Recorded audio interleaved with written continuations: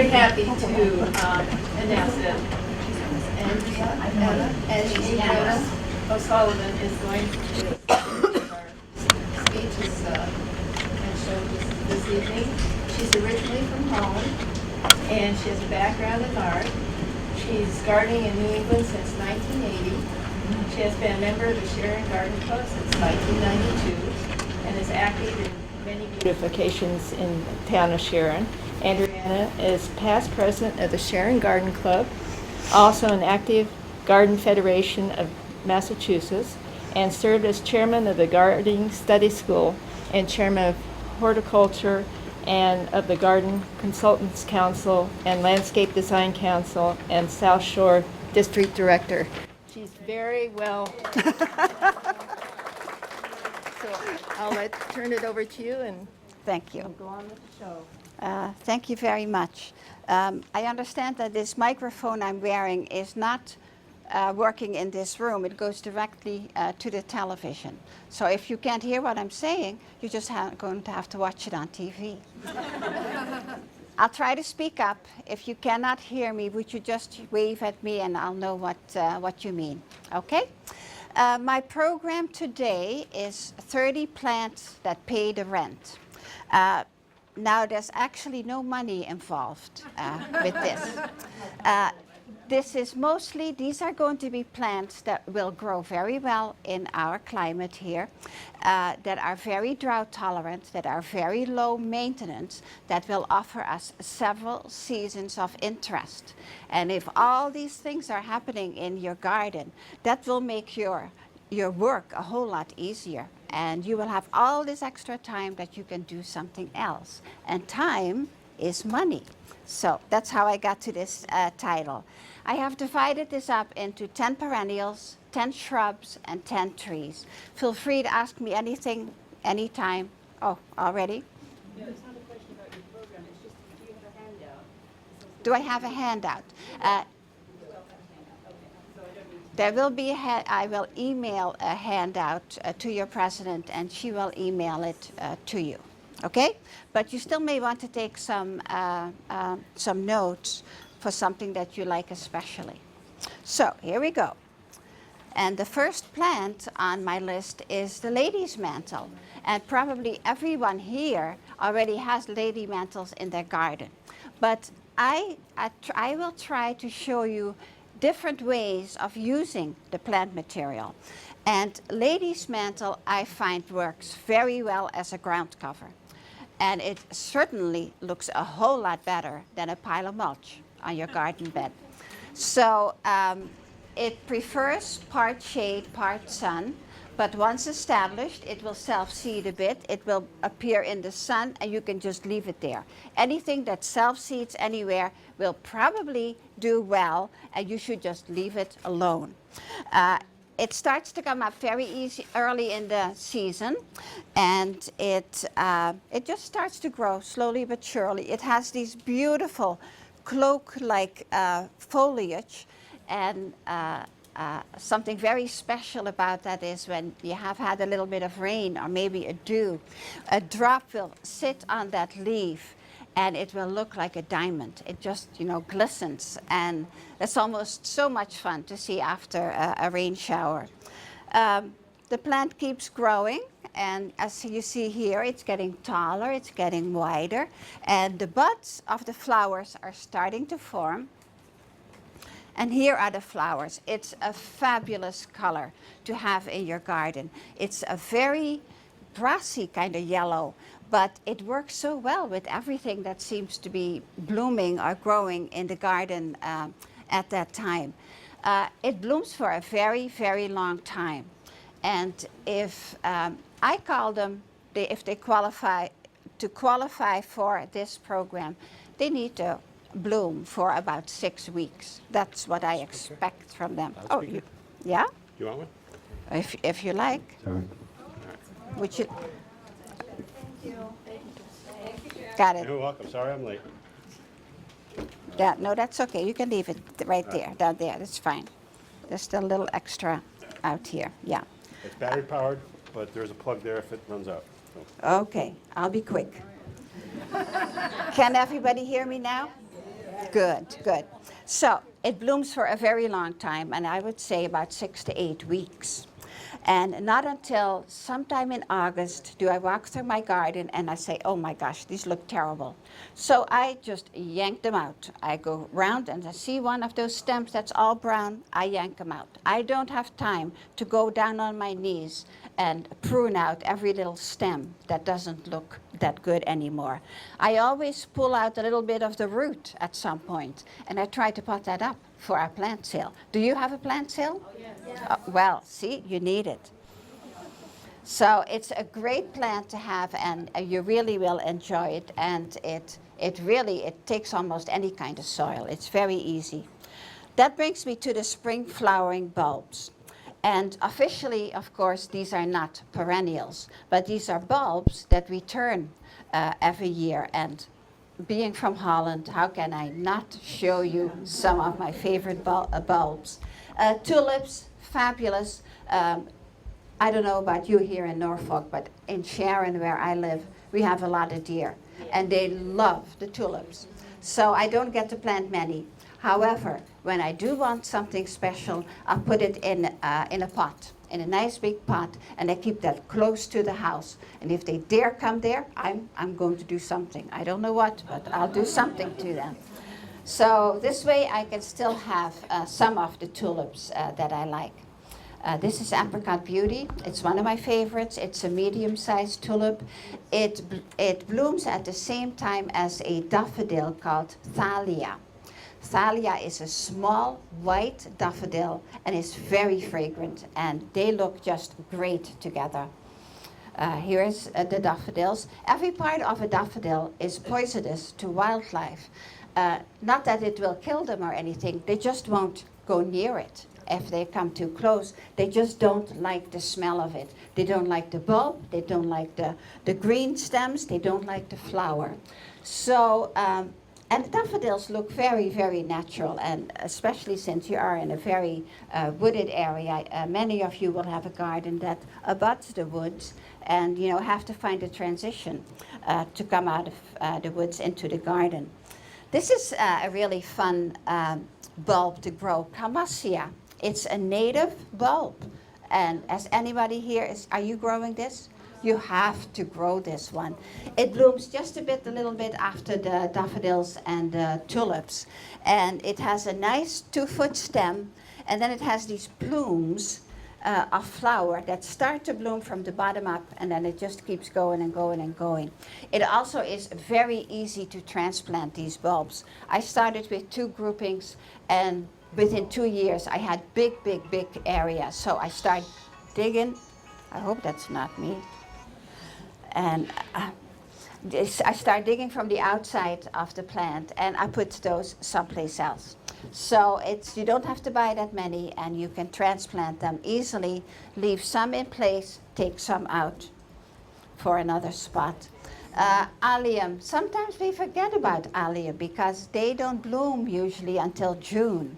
But they are such focal point in the garden. And I have an area here with only hostas at the bottom and blueberries over it. And it just transforms the entire area. It's so interesting. I have 2 little groups of the alliums there. Alliums come in blue, in white, in pink, and lavender. All different colors and very easy to grow. And another thing with alliums is that after they finish blooming, that entire ball will stay intact. It dries up. It dries in your garden. You can take that out at any time. You can spray paint it and put it in your Christmas arrangement. Yeah? A lot of sun? Does it need a lot of sun? All bulbs prefer sun. Yes. Do you have to take it out each year? No. None of these you have to take out. No. That's work. No, we don't do that. Here's a white one that's just spectacular, and it's a little bit smaller than the one you saw earlier. And I have a bigger one in a more bluish color as well. But I think they're really, really fun. And this picture was taken at Keukenhof, which is an annual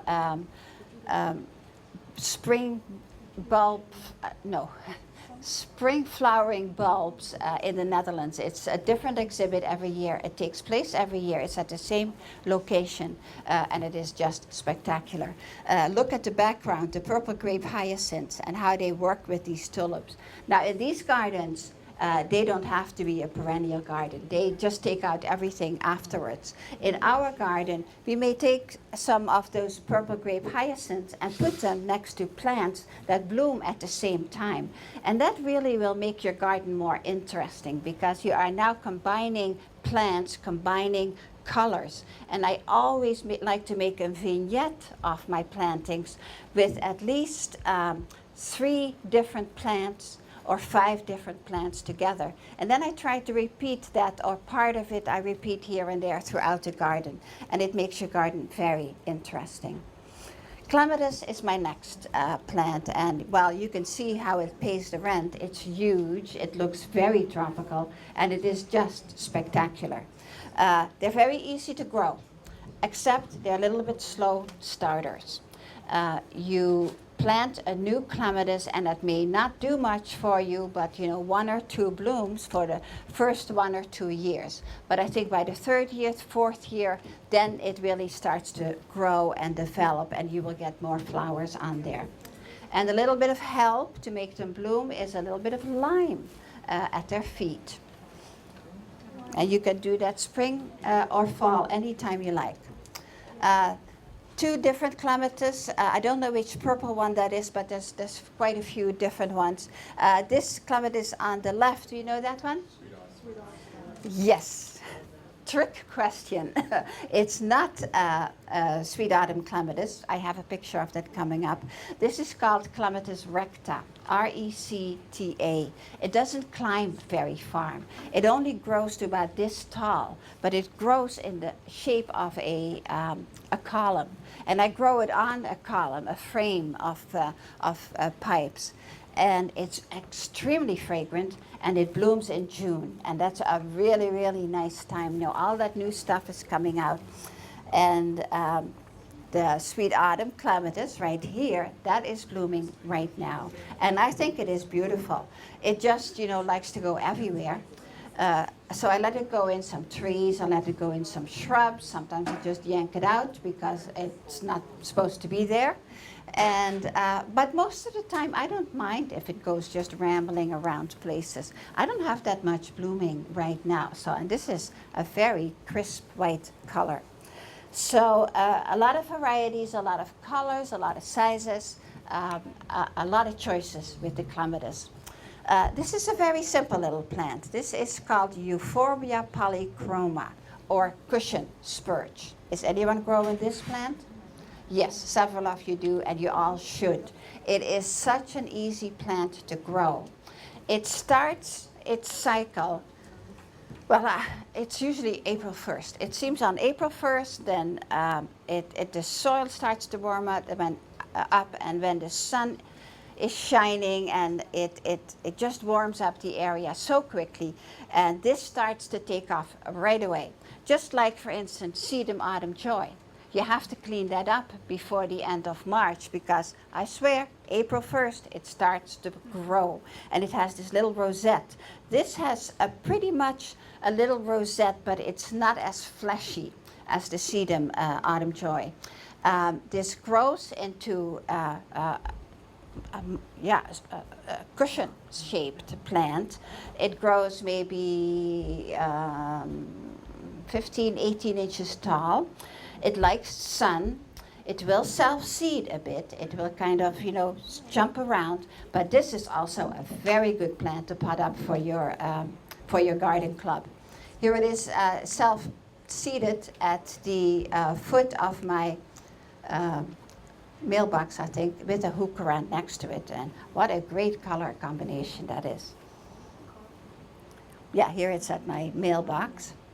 See, and I've started to put some of that purple grape hyacinth there, because they bloom at the same time. And so you try to find some different things that are blooming at that same time and put them together.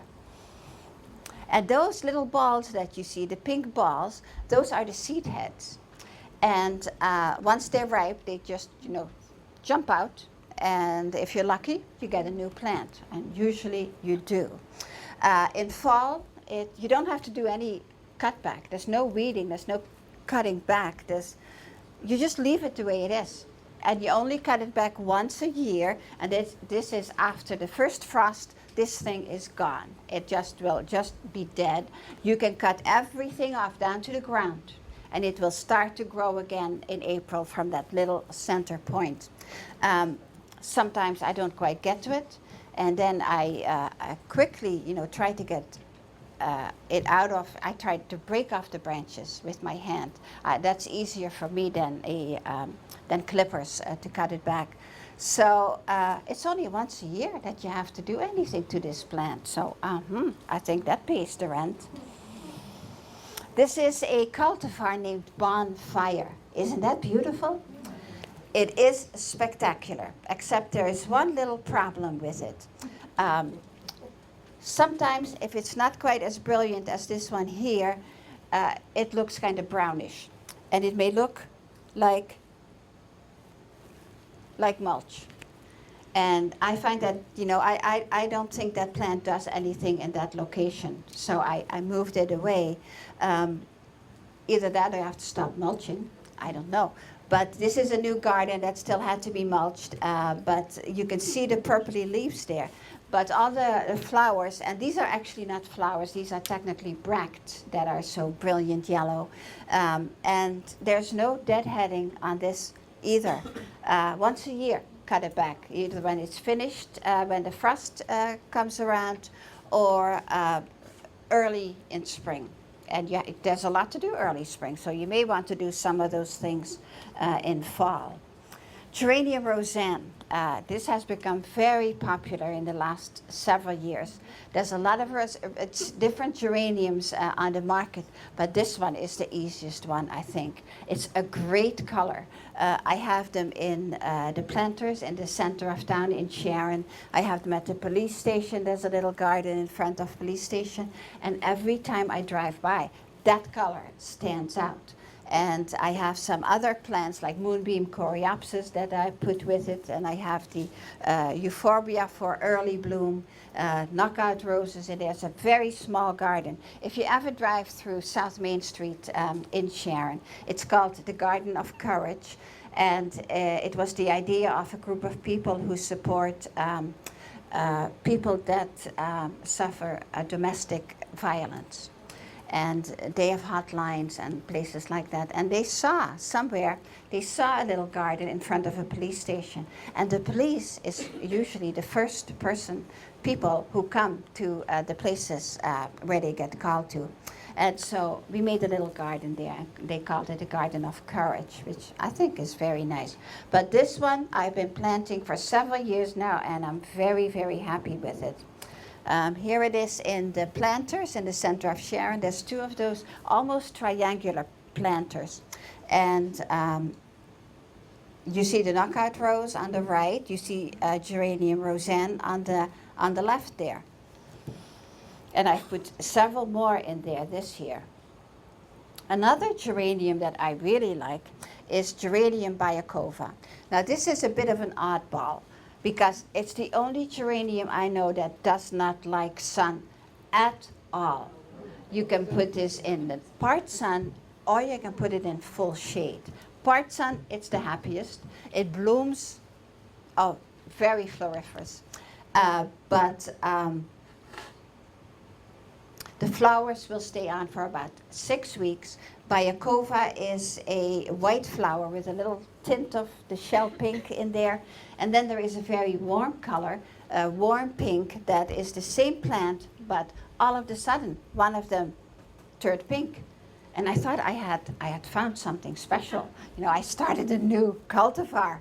But then I was at the Berkshire Botanical Garden, and they had like a whole circle with, a bird bath in the middle, and the entire circle was out of this geranium in the pink color, and they called it Carmina. So I couldn't change that anymore. But it's a great plant. After it finishes blooming, and look at this, all these little seed heads that they look like crane's bill. That's where the word crane's bill geranium comes from.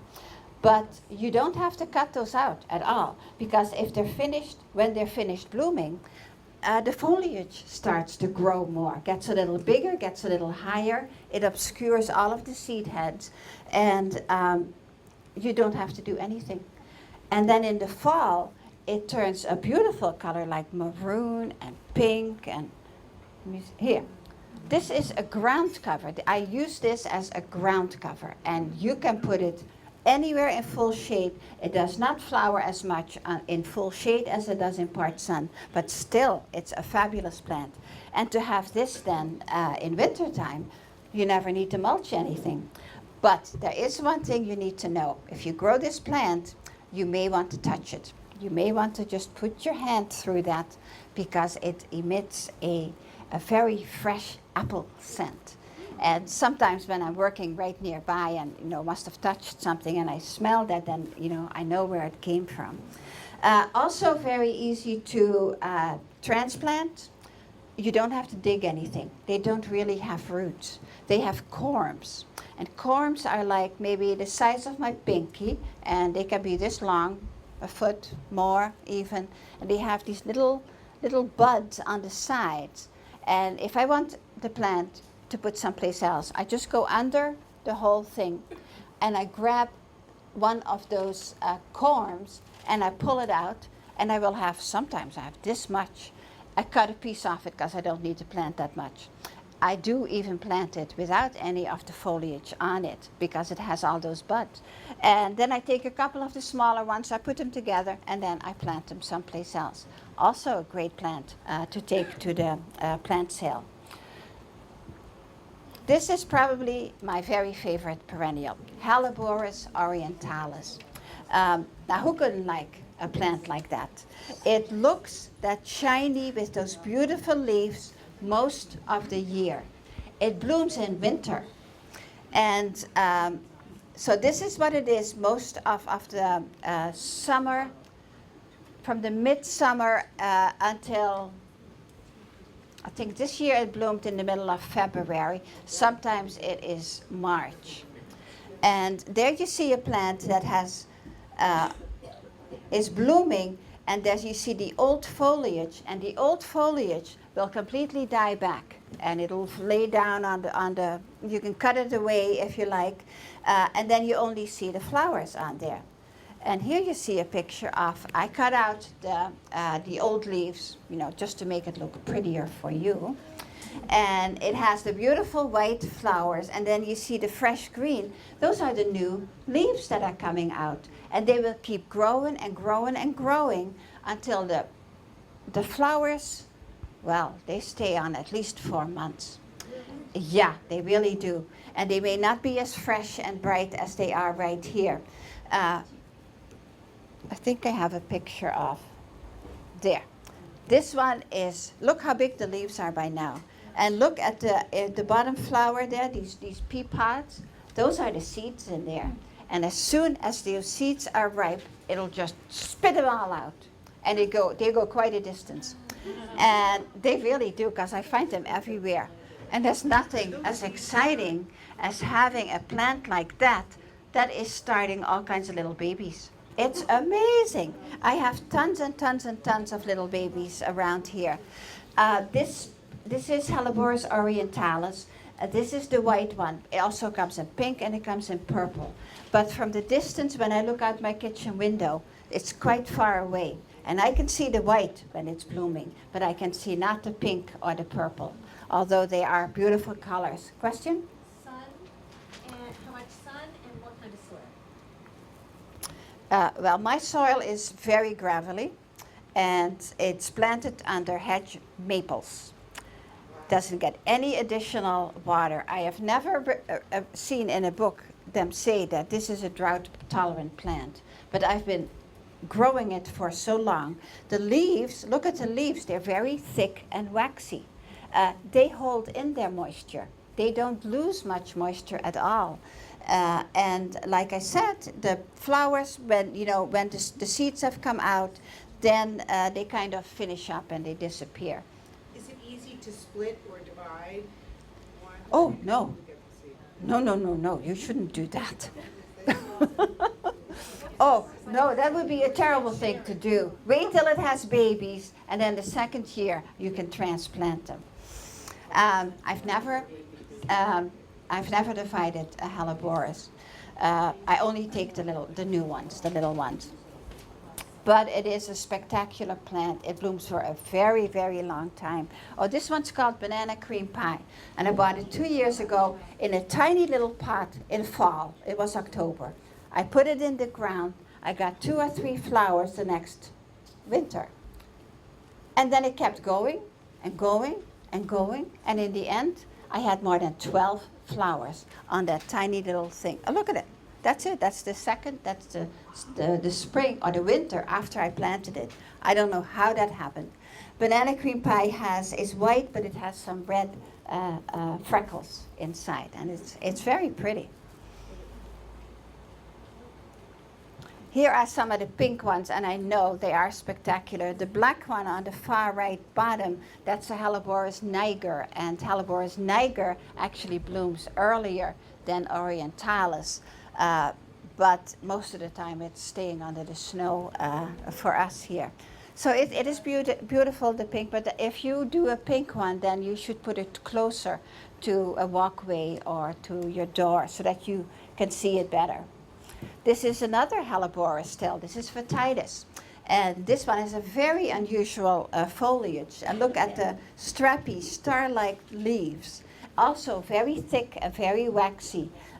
Doesn't need much moisture. I actually put one of those, well, I didn't put it in the sun, but you know, the next year I had to take down the tree that was giving it shade, and so it was in the sun ever after that. And it has very unusual flowers, and this one blooms in January. Now, wouldn't you like to have something blooming? And so make sure you put it somewhere where you can see it. And this is the foliage. Isn't it beautiful? I think it's a beautiful foliage anywhere. Heuchera, I'll quickly go through that. You all know them. This is plum pudding. And plum pudding I kind of discovered because I was looking for a very dark one and they didn't have it. This was again for the center of town in Sharon. And they didn't have what I really wanted. And so I took plum pudding because that's what they had, and I needed about a dozen of them. And what do you know? The next summer, it bloomed. Well, they all bloom, but they usually have this kind of dirty white flower that doesn't add anything to the plant. This one had rosy red flowers on it all summer long. And I have the picture in the, oh, there it is. How do you like that? Yeah, this is right in the center of town in Sharon. It's right where the Route 27 turns a sharp left to go to Cobb's Corner and Stoughton. But isn't that beautiful? Now I only want this one, of course. There it is again in the planters, blooming with the lady's mantle. Here is one that's called caramel. Isn't that delicious? There's also, I have one limey one. I forget what it's called, but it's a really true limey green, and it lights up an entire area. I have it in a shady spot, a little bit dark, and it looks beautiful there. Daylilies, I won't spend much time on that. We all know them, but they do have a purpose. They come out very early in spring. They start to grow. They are clean and green, and they fill in the space quite nicely. And not until they bloom, you know, some in June, some in July, some in August. They have them all different sizes, tall, small, medium, all different colors, and all different types of blooms. So you go figure it out. Some of them have ruffled edges. It's really pretty. The only time that they don't look so good anymore is once they have finished blooming. But that's not their fault, because that's how it goes. The plants, they grow, they bloom, they set seed, they disperse the seeds, and then they're done. Leave me alone, they say. And that's really all we can expect from plants. So I do find that if I remove those brown stems from the daylilies, that sort of prevents them from setting seed. And by not setting seed, they save a lot of energy that can go into their roots. So they get a healthier root system. And sometimes when we have a very hot summer, they just look horrible. I have taken them, I've cut them down completely when they look terrible. And how I do it is I take a serrated knife, the one for carving turkeys, and you grab, the daylilies here, and then you go with your turkey knife, and there you go. It's very quick. And I do the same with hosta. And then you put the knife in the dishwasher so you can use it for Thanksgiving. But I do the same with hostas, because hostas, they turn white after they have, been in the frost. And so then I go out and with that same knife. It's a great knife. I hope I put it back in the kitchen last year. A beautiful way to display a hosta, isn't that very, very elegant? One of my favorites, Hosta Northern Halo. Really beautiful, creamy edge. It's actually a sport of Hosta siboldiana elegans, which was probably the first blue hosta you ever had. I did. This is Hosta June. And June is probably the most beautiful hosta in the world. I really think so. It's a very good hosta to grow. It's a medium height. It has the most beautiful color variation in its leaves. Don't put it in full sun. Don't put it in full shade, sort of in between, and they become most beautiful. Another good thing about June is she blooms in August, later in August. And again, like I said, what their job is, to grow, to bloom, and to set seed. Well, this one doesn't set seed until quite late. So she is more beautiful for a longer period of time. And then you also could take off the flowers, which will prevent the hosta from setting seed. Guacamole. Oh, the names that they have come up with in hosta. Sometimes I just buy it for the name. It's so funny. I have a striptease. And right next to it, I have a hanky-panky. And they really like each other. Yep. Hosta Great Expectation. Fabulous, beautiful, beautiful plant. It won't do much for me, but maybe it will for you. My friends, I all recommended them. Oh, you should get Great Expectations. And they all did, and they look great. And mine, I don't even know where it is now. I've moved it around so many times. It's actually rather embarrassing. Brings us to the ornamental grasses. And I want you all to be very careful with grasses. If you don't know a thing about ornamental grasses, please don't buy one. Because there are some grasses out there that look very pretty in the nursery. And once you have planted them in a spot and you think it's the right spot, it probably isn't. 2 years later, you will discover that this grass just keeps growing and growing and growing. And then when you want to take it out and put it someplace else, it won't come out because its roots grow all the way to China in 2 years. So be very careful with what you get. Read the directions, Google it, whatever you need to do. But this is a lovely grass in a pot. Don't you think that's beautiful? I think so. That's morning light. It's very fine. It's variegated. And it doesn't get too high. All grasses like sun, by the way. There is very few grasses that will tolerate shade. This is one that I like in traffic islands, or where they have a little bit more space, and you have to cut them down once a year. And again, I'm throwing out April 1st because that's the magic number in gardening. Cut them down on April 1st.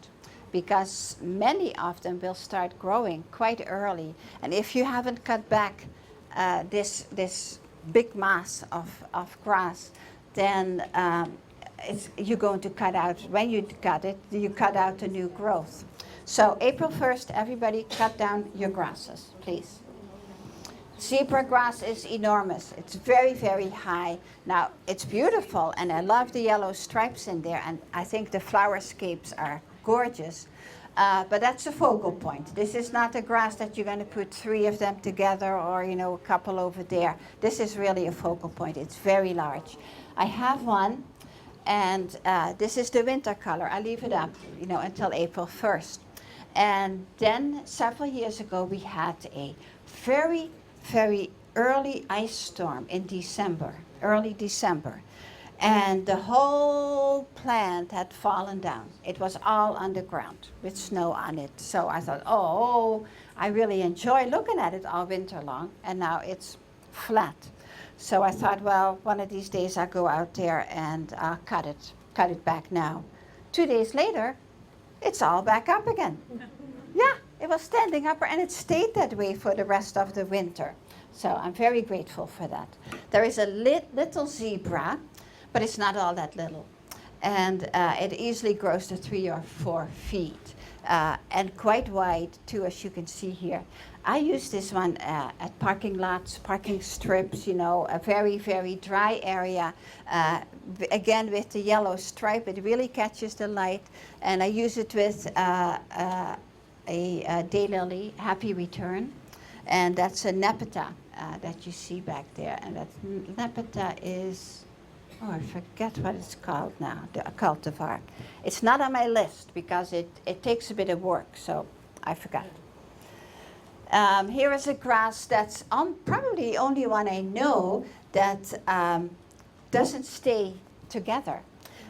It rambles around a little bit, but just a little bit. It's been there at least 5-6 years, and you see how it's very blue. It's a panicum, Panicum virgatum, prairie sky, it's called, and it's probably one of the bluest grasses that I know. Look how great that looks with the blue star juniper that you see in the front.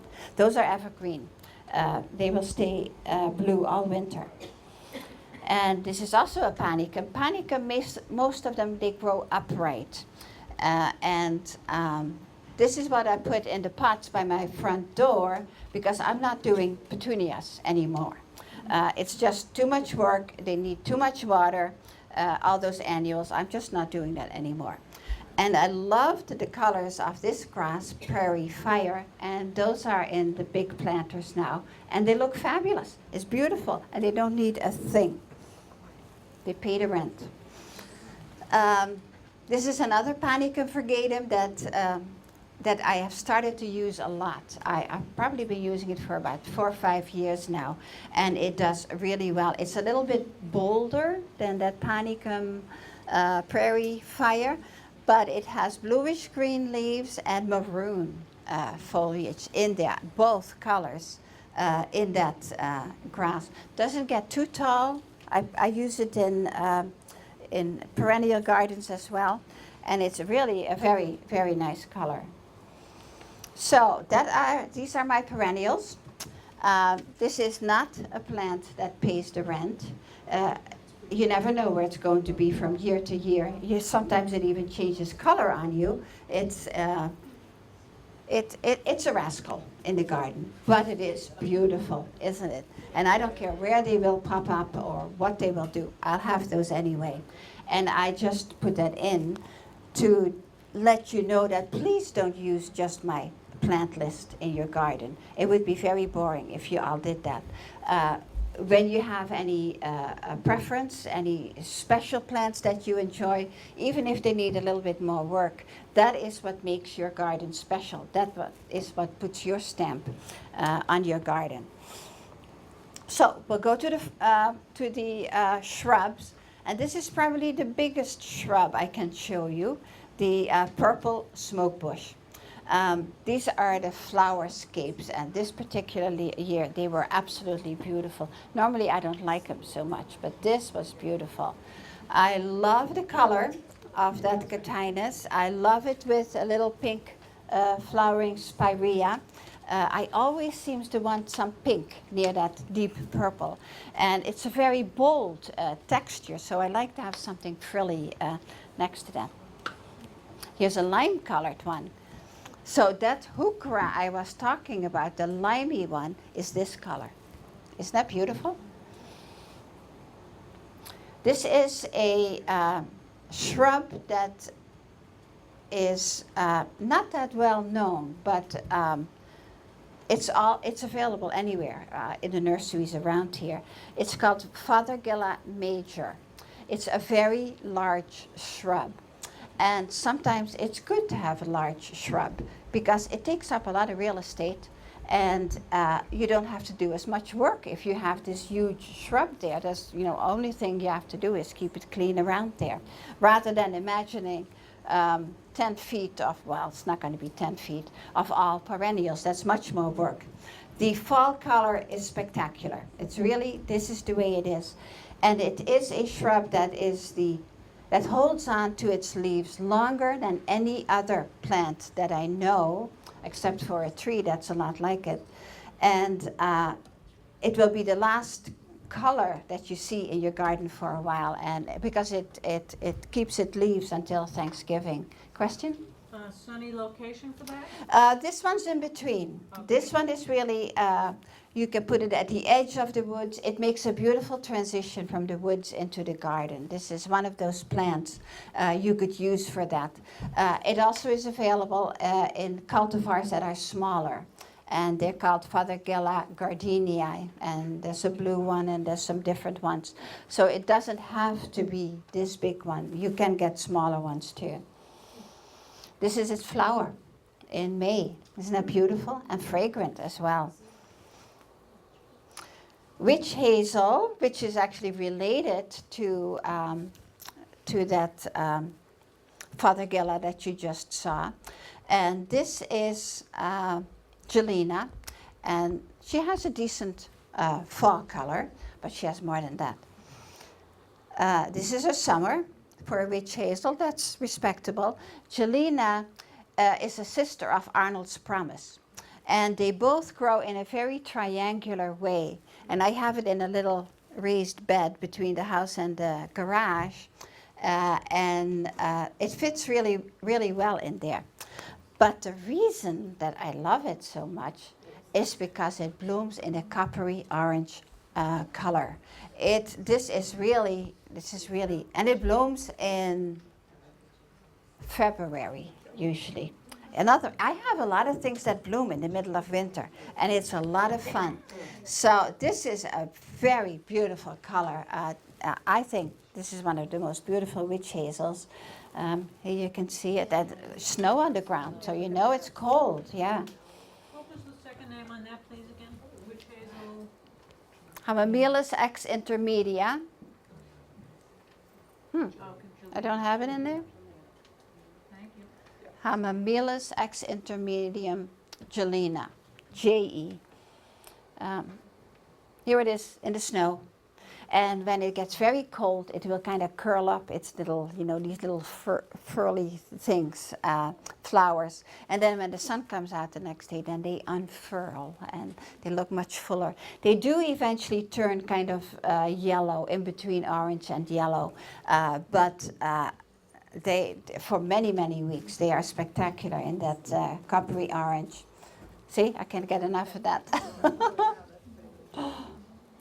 So another shrub on my list is the Hydrangea arborescens Annabelle. Now, many people have and love hydrangea, and all the time, everywhere I go, people come and say, "Well, I have hydrangea, and it didn't bloom this year. Didn't bloom at all, and last year it didn't bloom either." And then I asked the question, you know, when did you prune it? Because, my husband gave it a good pruning this spring. It should be all set. Well, the husband pruned the buds that were going to be the flowers for that year. And you have to kind of know, if you have a plant, a shrub, that blooms early in the season, then you don't want to prune that in the spring because you're cutting out the buds. The buds were formed last year. If you want to prune anything, do it about within a month of that it finishes blooming. That's a safe thing. After that, it starts to grow again, and it will grow the buds for next year's flowers. Now, if you have something that blooms later in the season, then you can prune it early, and Annabelle is one of those. You can prune her down to the ground. She will sprout up new growth, and she will bloom that very same year. She blooms in summer, so she has a little bit time to develop those buds, and then if you cut those out, you lose your flowers. So Annabelle is the only plant I have in here that requires a little bit more moisture. And you can tell that by those big floppy leaves. These leaves need water to stay up straight. And when it's very hot and very sunny, she may look very droopy. As soon as the sun is gone or it gets cloudy, then she looks refreshed again. But she may need a little bit of extra water if it's a very dry summer. But the balls on there, it's just spectacular, and it really makes a beautiful. If you have a very large planting border, I have 3 in them, and they, oh my gosh, they really. Without that, it would be kind of a messy kind of area. But with those, they give good structure to the garden. Other hydrangea that I really like, and this one will take. Hydrangea prefers sun or part shade. Other question? Yes, the Annabelle, can you prune that in the fall? Yeah. Yes, you can You prune don't her have in to the do fall. it. You Yes. can do it in the fall, okay. Yeah, because you can prune her even in the spring because she blooms on new growth from next year. So hydrangea, oak leaf hydrangea is a very large shrub. It's very beautiful. It tolerates even full shade, and not that many shrubs will bloom in full shade, but this one does. There's a few different cultivars, and I love all of them. They are deciduous, so they lose their leaves in the fall, and in winter they will show their bark, which is kind of peeling, and I think it's quite interesting. But look at the size of those leaves, and you see the blooms starting to, and this is the fall color of some cultivar. This is another fall color of another cultivar. This is at the library in Weston, I think. And this one is at Tower Hill Botanic Garden. If you go out the back door, you have an alley of oak trees. It's underplanted with oak leaf hydrangea. And this is where I took that picture. Excellent plant, does not need additional watering. And they bloom quite early, those flowers. Ilex glabra, or inkberry. And the cultivar that I prefer is shamrock. And that has nothing to do with the fact that my husband is Irish. Nothing at all. It's not a very showy shrub. It's not, it doesn't have much to go for. There's tiny little flowers that, I need a magnifying glass to see them. Then they get, later in the summer, they get these tiny little black berries that I usually cannot find anywhere, but they're there, and the birds maybe eat them before I see them. But it's an evergreen. It has a very nice loose structure. It sort of grows hugging the ground, and that's what shamrock does. There is another cultivar, maybe called globosa, I'm not sure, that grows with the stem, and then it grows like a ball, sort of. I don't know what to do with that plant. This one looks very natural, it kind of settles in your soil. So this is my favorite, and your garden could not be all action, all color, all flowers, everywhere. Your garden also needs some resting points. So to place these here and there in your garden, again, it takes up a nice amount of real estate. You will have no trouble around it. There's no weeding necessary, and it's pretty in its own right. It's a little bit weak branched. I often lose a branch in winter, but that's no big deal. I cut it out, I clean the cut, and it just fills in again. Is it a good foundation plant? Does it grow like 3 to 4 feet? It grows around 5 feet tall and wide. And they do not like too much shade because then they grow longer and leggier.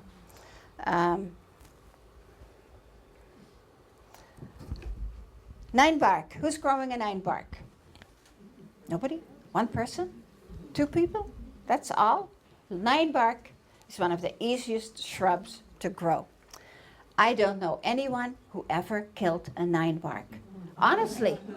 It has a very nice shape. It starts, it's like a fountain. It starts, you know, all the branches are around the center, and the branches grow up, and then they come out like a fountain.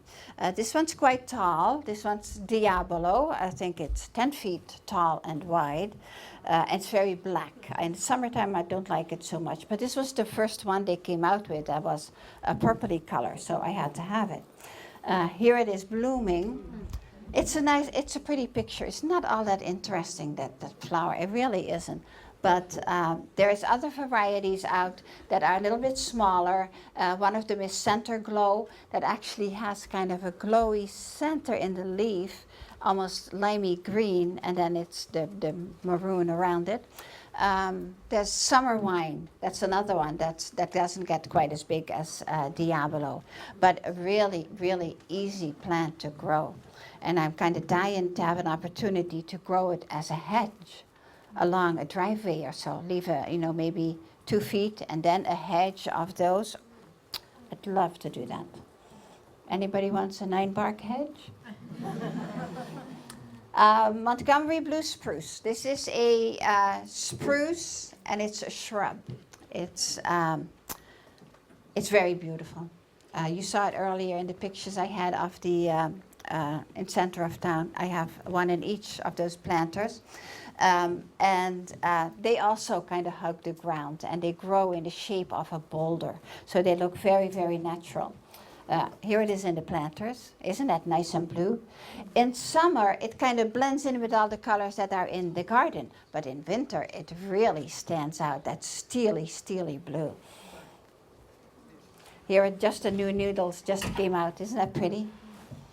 Beautiful. Just don't put any other plants too close to it, like that lamb's ear. I take that out all the time because then the needles fall off if you put anything too close.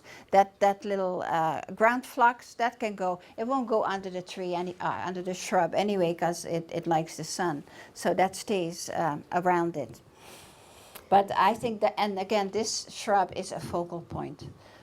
Sometimes I see it, along the road, and it's like 3 of them, and I'm thinking, oh my gosh, how can you do that? It should be just one focal point. Knockout rose is on my list. Center of town, and I have been growing these now for about 3 years, I think, and I didn't have roses for many, many, many years because I had such poor soil. It couldn't sustain any roses. But knockout roses, they're just something else. They grow anywhere. And they grow quite tall, actually, if you let them be. And there's 2, again, I let them be. I do go in and deadhead. See the little, the rose buds in the center? Those are the seed heads. I do go in and, just pull them out with my fingers.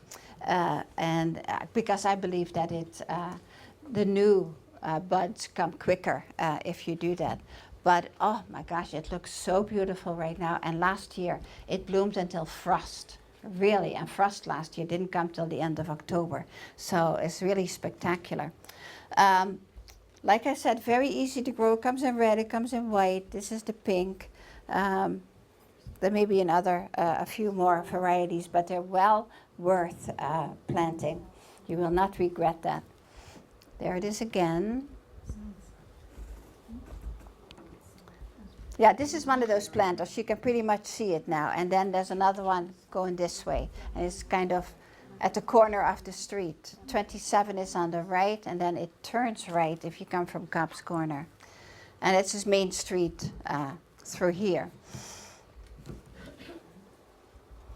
Spireas. This is an old-fashioned Anthony waterer. A very good plant. It has green leaves and it has nice pink flowers.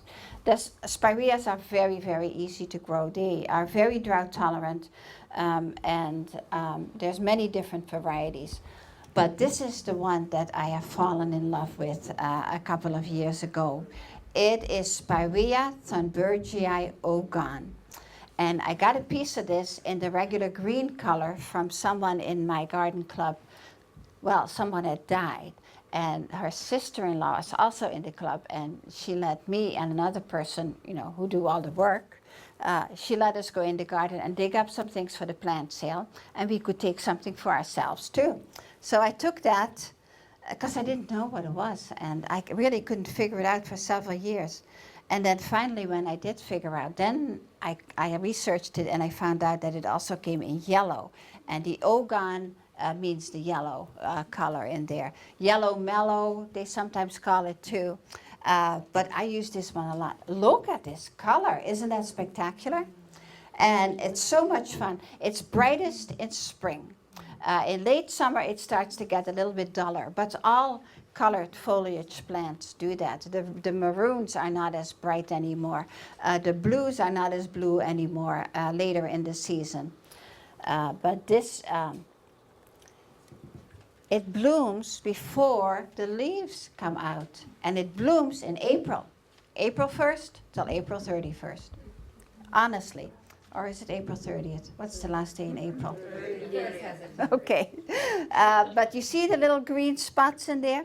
It's in full bloom, and the new leaves are coming out. Now, this is the regular one. This is the piece that I got out of that garden. And I put it next to an Austrian pine. Now, who would want to live next to an Austrian pine? Who could even survive it? Well, this Spirea did, and it's doing really, really well. Here I have it at an office in Sharon, and again, you know the plants. These are the Spireas. That's the Daylilies Happy Return, Lady's Mantle, and then the Nepeta beyond that. It's a great color combination, and it's very brilliant early in spring. This is my last shrub. That's the viburnum. There's a lot of different viburnums available. Many, many different names. I couldn't name them all. But most of them are good plants. And they all have flowers. And some of them are very fragrant. And the one that's most fragrant that I know is called Mohawk. It's a very fragrant shrub. This is the double file viburnum. And this one you need to give some shade. I mean some space. I planted this first under the window in my sunroom. Well, by the next year I already knew that was not going to work there. I wouldn't be able to look out the window soon. So I transplanted still. I put it in the front. And it needs 10 feet wide, 10 feet tall. And if you cannot give it that space, don't plant it there. Because you cannot prune a double file viburnum. All these branches are all floating out, and if you would cut any of them out, you'll get a hole in the shrub. So you don't want to do that. Beautiful, beautiful blooms. I mean, you can make a bridal bouquet out of that. Very disease-resistant, pest-resistant. Look at those leaves, the crinkly leaves. Not a bite out of them anywhere. And this is the fall color. And I still don't see many bites in there. So it's a very good plant. And the one that I showed there, there's two different varieties.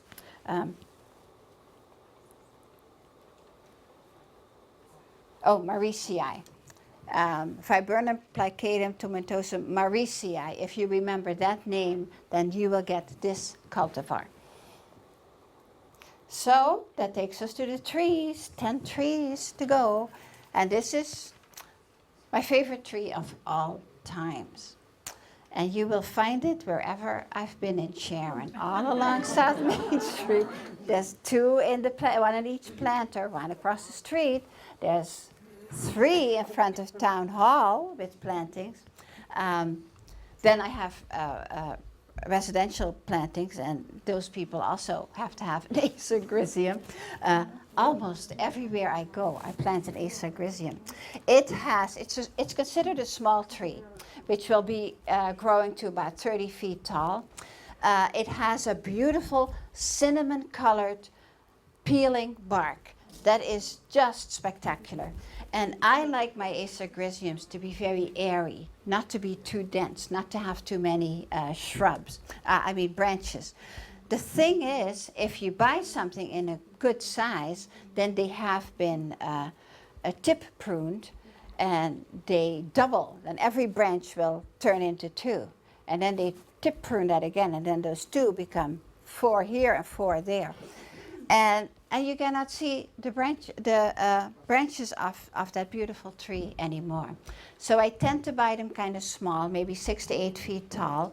A clean foliage, a trifolium leaf. It doesn't really flower. Of course it flowers, but not really a flower, what we call a flower. But it does have a beautiful fall color. And then in winter, that's the same kind of coloring as that Father Gela Major that you saw earlier. And this also holds its leaves very long. They're not related at all. This is a maple. Now in winter, when the leaves are gone and the snow is falling, you see this color bark on the snow. It is just a beautiful sight. It's so beautiful. It's I cannot tell you how beautiful that tree is. And you see how sparse the branches are there. It's much bigger now. I enjoy that tree so much. Japanese maples, we all know them. We probably all have one or more. And yeah, they're a good tree to have in your garden. This is the small one, this with the filigree, the fine needles. Then there is the regular Acer palmatum, which is a small tree and has this beautiful elephant skin-like bark on it. That's, I think, really beautiful. And this kind of Acer palmatum tends to self-prune. I don't have to do much to it. It kind of, inside branches kind of die up, and you know, if you don't touch them, one day they just fall down. So they're very easy to grow. If you're looking for a taller tree, then the river birch is a good example. Betula nigra heritage. And you're thinking birch as well. How about that birch borer that loves to visit birch trees? Well, this is a cultivar that is resistant to the birch borer. So it's a safe tree to plant. It's very airy. I have it in my flower planting garden, and it really doesn't cast any shade. It's just some dappled shade. See the leaves, how fine they are, how small, and how airy they stay. The bark is kind of apricot colored when it's still young. It gets a little whiter as it gets bigger. But I like to plant this tree at the corner of a house, a bit away from the corner, but you know, to reinforce the corner of your house or the corner of a garden or something like that. But if you're looking for something tall, this is a good one. Now, river birch, you may think it needs a lot of water. It doesn't. Once established, it does not need much water. During droughts, yeah, they need a little bit extra water. Heptacodium, or the 7 sunflower. Do you know this one? It's not that popular yet, but it is becoming much, much, much more popular. And you will start noticing it at the nurseries. Now, this is a beautiful mansion on the corner of Route 109 and 128, yellow, big yellow house. And it has been renovated into small offices. I did the landscaping all the way around that area. And when I came in for this project, they had these ugly looking big concrete retaining wall. It was so ugly, but of course, you know, I couldn't get them to take that out. So I created this is the lower level, and on one side is the house on 2 stories, 3 stories high. And so I have an oval grass area and going around like a horseshoe almost around that area. And then I wanted to plant something tall there, well, you know, relatively tall. And I saw the heptacodium, and I have to admit, I've known this tree for a long time, and I don't like it at all. I never liked it. It has a very pale-looking bark that, I don't know, it was not appealing to me. But I started to think about it because that ugly wall and that ugly stem would go really nice together. And I would get something beautiful. I just knew it. And I put a dozen, you know, in that horseshoe shape, and it's really, really beautiful. And like I said, this is a plant that's really becoming more popular. On the right-hand side, you see the white flowers. It's blooming right now. You see it in bud over there at the top right. This is the white flower, very pretty. After it flowers, you get something else. You get bracts that are this corally red color. Isn't that spectacular? All of a sudden, I liked it a lot better. Look for it in your nursery. It does need a bit of pruning. The branches tend to start quite low, and it may have no shape at all. But if you look at this, and you know you're standing on the balcony up there, it's just a beautiful sight. And please drive in there sometime. So it was just sold to someone, and I don't think I'll be doing any work there, but the front, and you can just drive in, and you can park, you know, wherever there's parking spots, and walk in and look at the flowers, because a lot of people do. A lot of if you are looking for an evergreen for a hedge or something like that, many of the CAMASSIA, they turn brown, the brownie scales in winter. This one does not. This one stays green. It's called the CAMASSIA emerald green, and it truly does stay green. I've had this for a long, long, long time. I've had these. They've grown up into beautiful hedging, and the leaders, there's multiple leaders in that. So imagine about 3 of the leaders in there, and they all have their own rounded area around that. And when they're about 12 feet tall, it's just spectacular. They don't get much taller than that, maybe 12 to 15 feet, but it would make a great hedge. The dogwood, Cornus florida, you probably know that there's been a problem with anthracnose, and I'm still not buying this tree. There are some well, this is a hybrid. This was developed by Rutgers University, and this is the one that I find most looking like the old-fashioned dogwood, the floating flowers. And it also comes in pink. So you would look for a Cornus hybrid called Stellar Pink, or ask for the white one. There's several white ones as well. And they look quite nice. This is another Cornus, totally different. Cornus mass, Cornelian cherry dogwood. It got some more attention when the other dogwood, Florida, got sick, and people were up in arms because, you know, in New England we have tons of those. They grow in the woods. They're native. So the Boston Globe wrote an article on, and they recommended this one, and I'd really never seen it before. It's more a shrub than a tree, but it's pretty. And it starts to bloom on April 1st. As soon as my witch hazel Gelina is finished, which I said was on the end of March, the next day this one will start blooming. Oh, my garden is so tuned into, they're so tuned into each other. It's just, was a lot of work. Cornus cusa. Nice tree, a little bit bigger than the Cornus florida. Beautiful camouflage bark as it gets older, but so many flowers on there. I've never seen a tree that has this many flowers. I think it's too many, but if you like it. Magnolia, this is the earliest blooming, I think, the star magnolia. Quite easy to grow. There's some nice cultivars. Bloom in April. So that's kind of a nice time. That's when your garden comes alive a little bit at a time. And this is my surprise tree for you. Have you ever seen a Magnolia tripetala? Well, there you go. That's a Magnolia tripetala. It gets very large leaves, like a banana leaf, tropical looking. It gets big flowers. Look at this. Isn't that beautiful? And look how big the leaves are already. And it starts to bloom in early June, and the flowers stay on only for a few days, but then it's new ones all the time. So it blooms for a long time.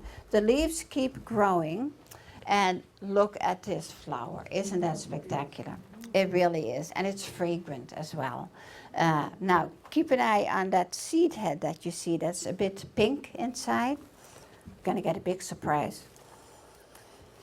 It develops these seed heads that look like little pineapples. And look at the size of the leaves now.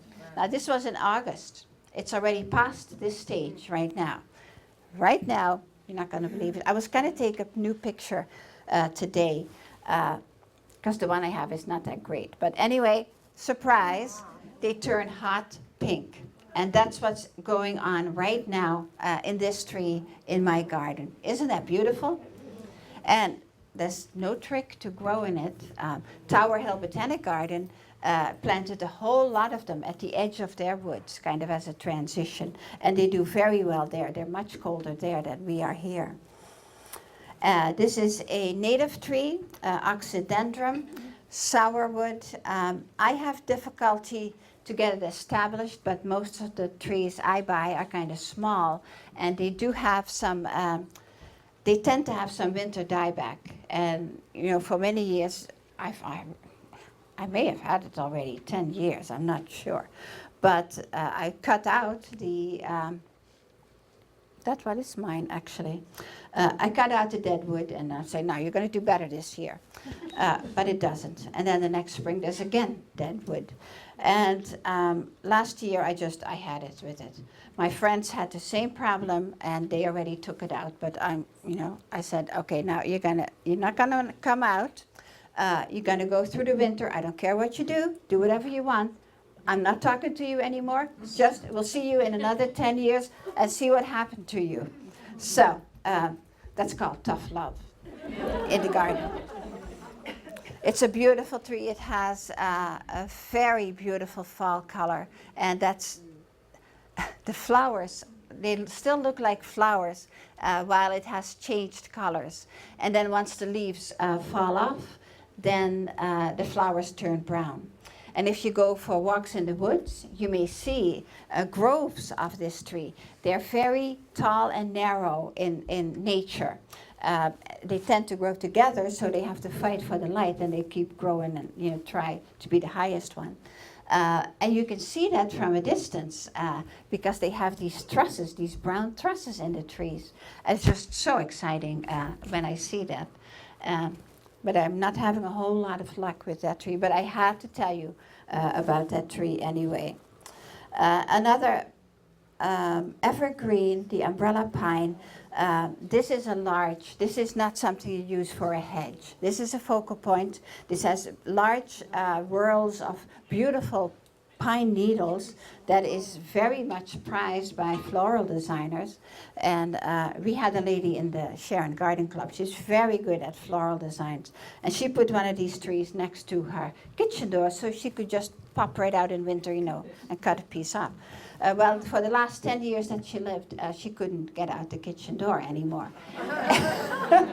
So I wouldn't recommend to do that. I would say put it in the back somewhere, but remember it's a focal point. It can be in the middle of your lawn as well. And it really is a very, very pretty looking evergreen. This is my last tree, and I was wondering if anybody knows this tree. Styrax obacea, or fragrant snowbell. Do any of you know the Japanese snowbell? It's a cousin of this one. Looks totally different. It's more readily available in the nurseries. It's called the Japanese snowbell. It has a much smaller leaf, but green like that, and it blooms, and its blooms are also extremely, extremely fragrant. And I planted one of those in front of the community center where the the elderly, they have rooms there for, huh? Senior center? Yes, senior center. And I put one of the Japanese snowballs in that little garden because the director, she's right there, a little bit halfway underground, and she opens her window. She can get these drifts of fragrance. Now this one is supposed to be even more fragrant, but to be honest, I don't know. But it's a beautiful tree. It's a very smooth bark. It has a very large heart-shaped leaf. I have it in a rather shady spot, and it seems to be perfectly happy there. And it has flowers that look like lily of the valley. They're under the leaves. And you see the nice smooth bark in there. It's very floriferous. This is not my tree, this is my friend's tree. And whenever I have something nice, then he goes and buys it too, and he buys it much bigger than I have. Always, always. I said, why do you have to buy it so big? I said, are you so impatient? Yeah, I want to see it right away. So, no, I like to see things grow up into the garden. Don't you like that too? It doesn't have to be a full-grown tree, no. But it's very, very pretty. And then one day, and I don't have a picture of it somehow, one day I discovered what made them being related to each other, both being styrax. And I found out that after they finish blooming, they get these seed heads. And they look like little cherries on a little stick. They hang. And they both those trees have the same seed heads, the little cherries hanging from them. So then I was convinced. And I put them right across the path from each other. So, because, you know, I figured if they're family, they might want to be close to each other. And yeah, they are related. They do have the same seed heads. And I was very, very happy to discover that. So, beautiful tree, not that common, but very suitable for our climate. And I think I've shown you a few trees that you may not have seen again, but that really, they will work in your garden as well. And if you go to a nursery and they say, oh, we don't have that, then you say, well, can you get it for me? And most of the time, they will. I went to the nursery about those Spirea Thunbergii Ogon. And I said, I need Spirea Thunbergii Ogon. What? So, no, we don't have those. This was at Briggs in Attleboro. And I said, well, I really need them. Can you get them for me? Well, I can try. I'll let you know. I'll call you back. And they called me back. And yeah, we can get them for you. They've had them ever since, every year. They're starting to sell them now. And they tell me, we always sell out of those Spireas. It's a great plant. So I think I'm done here. Yep. And I thank you for your time. I hope you learned something.